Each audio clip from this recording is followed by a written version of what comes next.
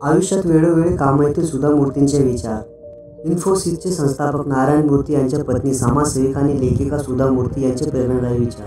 सुप्रसिद्ध लेखिका, उद्योजिका, समाजसेविका सुधा मूर्ती IT सेक्टरची सर्वात मोठी कंपनी इन्फोसिसचे संस्थापक हे नारायण मूर्ती यांच्या पत्नी आहेत. त्यांनी जीवन जगण्यासाठी त्यांची काही सूत्रे जी काहींसाठी लाईफ लेसन ठरली आहेत ती आपण आज जाणून घेणार आहोत.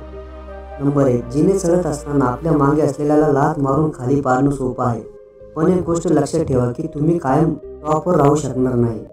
तुम्ही जितके उंच जाल तितकंच तुम्ही खाली पडाल. नंबर 2. आयुष्य एक प्रकारची परीक्षा आहे जिथं आपल्याला अभ्यासक्रम माहीत नाही आणि प्रश्नपत्रिका सेट करण्यात आलेली नाही, तसंच त्याची मॉडेल उत्तरपत्रिकाही नाही.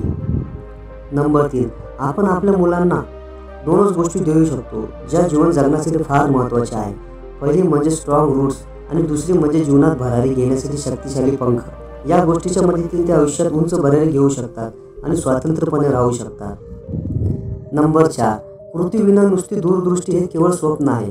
दूरदृष्टीशिवाय कृती करणं म्हणजे फक्त वेळ वाया घालवणं, पण दूरदृष्टी आणि कृती दोन्ही एकत्र केल्या तर जग बदलू शकतं. नंबर 5. एकटेपणा आणि एकांत यात फरक आहे. एकटेपणा कंटाळवाणा आहे, तर एकांतात तुम्ही तुमच्या कृती आणि विचारांचं निरीक्षण आणि परीक्षण करू शकता.